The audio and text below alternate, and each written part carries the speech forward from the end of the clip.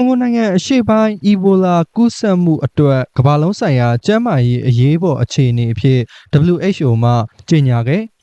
စူပါဂျော်မီဒီယာပရိသတ်ကြီးများအားလုံးပဲမင်္ဂလာပါခင်ဗျာခုတစ်ခါမှဆိုလို့ရှိရင်ဖြစ်အာဖရိကနိုင်ငံတစ်ခုမှာဖြစ်ပွားနေတဲ့အီဘိုလာရောဂါကူးစက်မှုကိုကမ္ဘာ့ကျန်းမာရေးဆိုင်ရာအရေးပေါ်အခြေအနေတစ်ခုအဖြစ်ကမ္ဘာ့ကျန်းမာရေးအဖွဲ့အစည်းကြီး WHO ကကြေညာလိုက်တာဖြစ်ပြီးတော့ကွန်ဂိုနဲ့ယူဂန်ဒါနိုင်ငံတွေမှာဖြစ်ပွားနေတဲ့အီဘိုလာရောဂါအခြေအနေဟာနိုင်ငံတကာအဆင့်အထိစိုးရိမ်ရမယ့်ချိန်ချောက်မှုတစ်ခုဖြစ်လာကြောင်းကိုမေလ18ရက်နေ့မှာပဲ WHO ကမ္ဘာ့ကျန်းမာရေးအဖွဲ့အစည်းမှထုတ်ပြန်ကြေညာခဲ့တာလည်းဖြစ်ပြီးဒါပေမဲ့လို့ဘွန်ဒီဗျူကိုဗိုင်းရပ်ကြောင့်မလို့ဖြစ်ပွားတဲ့အဲ့ဒီယောဂါဆိုဟာကမ္ဘာ့ကပ်ယောဂါအဆင့်အရေးပေါ်အခြေအနေကြေညာရမယ့်အတိုင်းတာတော့မဟုတ်သေးဘူးဆိုပြီးတော့လည်း WHO ကတဖန်ပြန်ထုတ်ပြန်ထားတာလည်းဖြစ်ပါတယ်ကုလသမဂ္ဂ UN ရဲ့အကြီးဆုံးကျန်းမာရေးအေဂျင်စီကြီးဖြစ်တဲ့ WHO ကအီဘိုလာကူးစက်မှုတွေကြောင့်89ဦးထိဆုံးပါခဲ့ရပြီးနောက်ထပ်ဓာတ်ခွဲအတည်ပြုလူနာ10ဦးနဲ့တနင်္လာလူနာ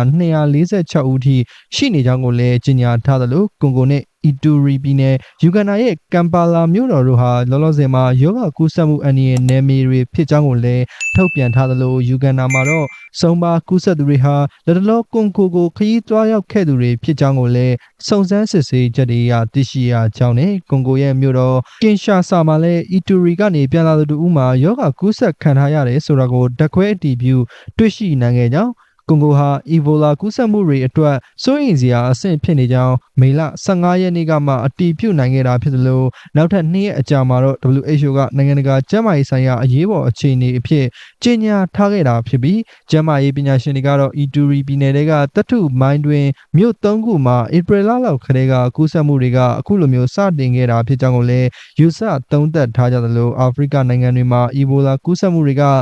နှစ်လိုက်ခေါင်းထောင်လာတာမျိုးတွေနဲ့ကြုံတွေ့ရတဲ့စမြဲဖြစ်ပြီး WHO ကဒေတာဆိုင်ရာအာဏာပိုင်တွေနဲ့ပူးပေါင်းခဲ့သလိုထိန်းချုပ်ချိုးနှိမ်ဖို့ဖိဖိစီစီနှစ်စဉ်စ조사လေးရှိတာလည်းဖြစ်ပါတယ်။အီဘိုလာဟာအသက်အန္တရာယ်ချိန်ချောက်နိုင်တဲ့ရောဂါတစ်မျိုးဖြစ်သလိုဖျားနာတာခန္ဓာကိုယ်ကိုက်ခဲတာအိုင်ကုန်ခန်းတာနဲ့နွမ်းနေတာတွေအော့အန်နာကိုရင်းသွေးကိုစီတာမျိုးလက္ခဏာတွေကြုံရလေးရှိကြောင်းသိရှိရပြီးအီဘိုလာအတွက်ကုထုံးမရှိသေးပဲရောဂါလက္ခဏာတွေကိုရောပါအောင်သာကူညီကုသပေးနိုင်ကြောင်းကိုလည်းထုတ်ပြန်ထားတာပါ။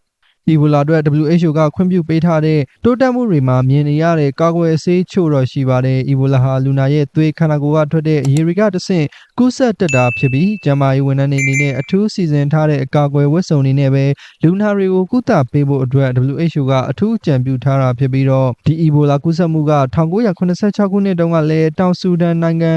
ပိုင်နက်ထဲမှာကြာရောက်နေတဲ့နာဇာရာဒေသမှာစတင်တွေ့ရှိခဲ့ရတာဖြစ်ပြီးအီဘိုလာဟာတရိတ်ဆန်ကနေတဆင့်လူသားတွေစီကိုလျင်မြန်စွာကူးစက်စေတတ်တဲ့ရောဂါတစ်မျိုးဖြစ်တယ်လို့တတိဆာလင်းတို့ချင်ပန်စီမြောက်ဝန်တောစိတ်တွေနဲ့ထိတွေ့မှုကနေတဆင့်ပြန့်နှံ့လာခဲ့ပြီးတော့လူသားချင်းချင်းမှာစိန်ကဲကူးစက်သည့်အထိဖြစ်ပေါ်လာကြောင်းကိုလည်း WHO ကထုတ်ပြန်ထားတာလည်းဖြစ်ပါတယ်။ဒါကြောင့်မို့လို့ခုလိုမျိုးသတင်းထူးလေးနဲ့ပတ်သက်ပြီးတော့လည်းကျွန်တော်စူပါဂျော်မီဒီယာပရိသတ်ကြီးတို့သိရှိသတိပြုနိုင်စေရန်လို့ငါတင်ဆက်ဖော်ပြဝေမျှပေးလိုက်ခြင်းပဲဖြစ်ပါတယ်။ပရိသတ်ကြီးတွေတွေ့မြင်ထင်တွေကိုလည်းဒီဗီဒီယိုလေး comment လေးမှာမှတ်ချက်ပြုရေးပေးသွားနိုင်ပါတယ်။နောက်ထပ်ဗီဒီယိုမှာနောက်ထပ်သတင်းကြောင်းတစ်ခုနဲ့တကွပြန်လည်ဆုံတွေ့ကြရအောင်ပါပရိသတ်ကြီးတို့